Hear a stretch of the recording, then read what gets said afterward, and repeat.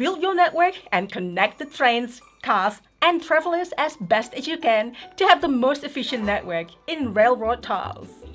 And today we'll be teaching you how to play Railroad Tiles, the sequel to Railroad Inc.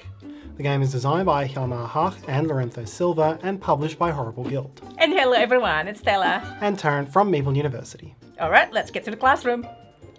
Railroad Tiles is a tile drafting and placement game and the spiritual successor to Railroad Inc. Over 8 rounds of play, players will take it in turns to draft tiles from the common display, add those tiles to their networks, and add travellers and vehicles to their networks for points.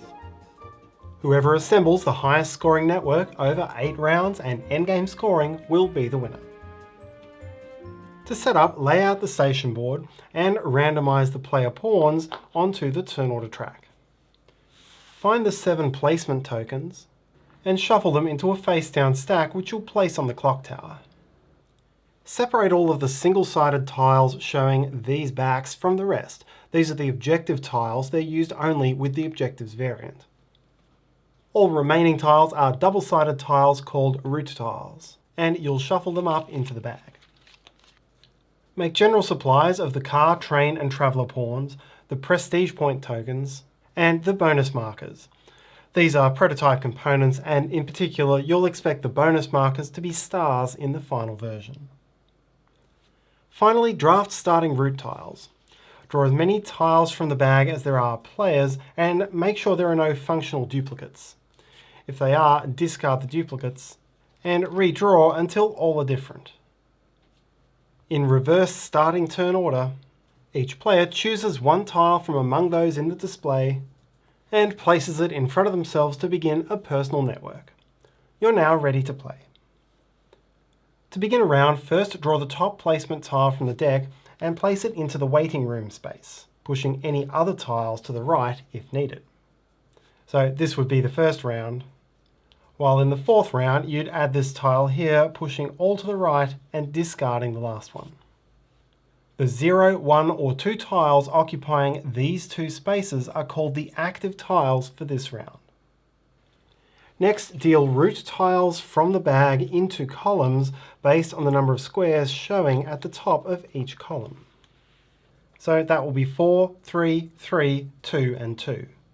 You'll use all 5 columns in a 4-player game, leaving the leftmost column empty in a 3-player game. Note that at the time of filming this video, the 2-player rules were still in development, so do check your rulebook for variations at 2 players. The next step is tile placement. In turn order from left to right, each player takes their pawn and places it into a single column, taking all of the tiles from that column and building them into their networks. Tiles must be placed so that their edges line up. In other words, road to road, rail to rail, and empty to empty. These 3 requirements are the only things that need to be considered.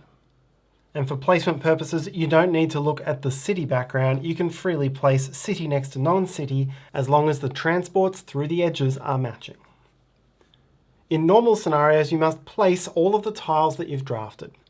However, a maximum of twice per game you are allowed to reject a tile you've drafted, even if there's a legal place to put it. Simply place it off to the side to count the number of rejections you've made. In some rare cases, it may be completely impossible to place a tile that you've drafted. This, for example, has no legal way to be placed. When this occurs, simply discard it, and this does not count towards the 2 tiles that you may reject per game. Once tiles are placed, players have the opportunity to earn points by placing pawns into their networks. You may place 1 matching pawn for each marker in the active area as long as you have a legal place to do so. Here I could place a traveller and either a car or a train. Ignore this flag icon for now. This is used when you play the objective variant. When you place a pawn, place it on any single matching pinpoint anywhere on your map, and then immediately score a number of prestige points equal to the number of that pawn type in its network. To share a network, the pawns must be able to reach each other using only the appropriate type of transport. So this first train would score 1 point, a train placed here would score 2. However, a train placed here is in a different network to these two because it would need to cross road in order to get to their rail, so this would score only 1. Stations do not block networks as long as the mode of transport doesn't change.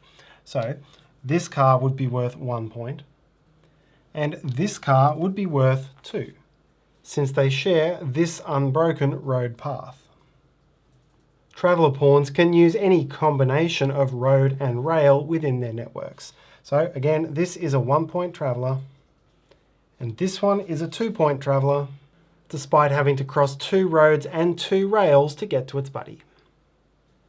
This traveller, on the other hand, is completely disconnected from all of the rest of the networks and would therefore score only 1. The maximum score for any single placement is 5. This is the 6th traveller in this network, but it would still score only 5 points.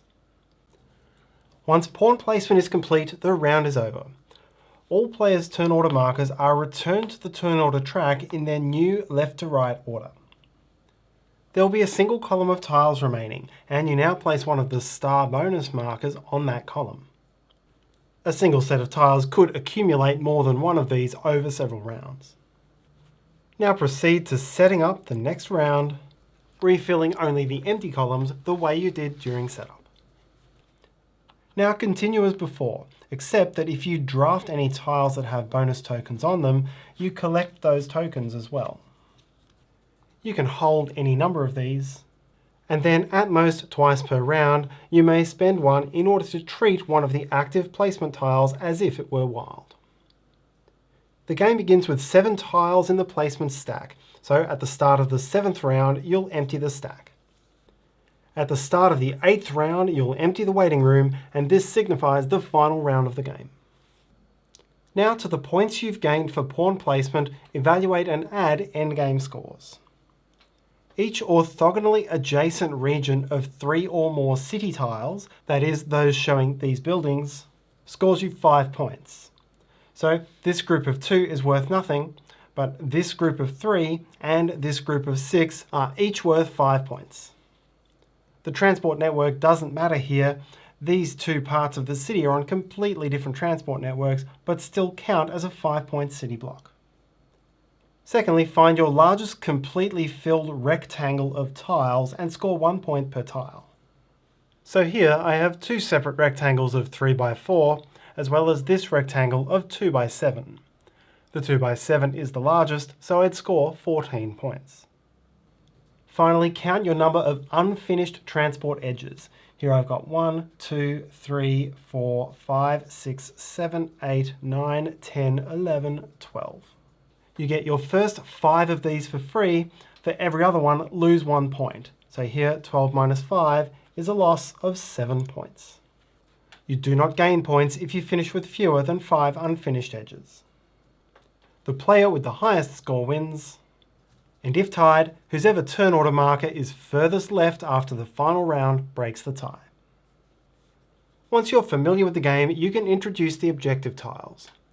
There are 4 different tiles you can use, and in setup choose any 3, and give each player 1 copy of each tile, which are placed off to the side away from the starting map. Each round, after you've chosen your tiles, check the placement tile in the waiting room to see whether or not it has this flag. If it does, then this round you must choose one of your objective tiles and add it to your map along with the tiles you picked, placing it according to all the standard legal requirements. At the end of the game, an objective tile scores 4 points if you've met its printed objective. For the metropolis, that's being within a city of size 5 or more. For the gas station, it's being part of a highway network of at least 8 highway segments. For central station, it's being connected by railways alone to at least 5 different stations. And for City Hall, it means having placed a tile into these 8 relative positions: 2 up, 2 down, 2 left, and 2 right. And that's how to play Railroad Tiles. We're using a prototype copy of the game, so the rules and components may not be final. And do check out the project page for the game. We'll put a link to that in the description below. And thanks so much for watching. Please like, subscribe, let me know, and share this video if you enjoyed. And have a great day. See you next time.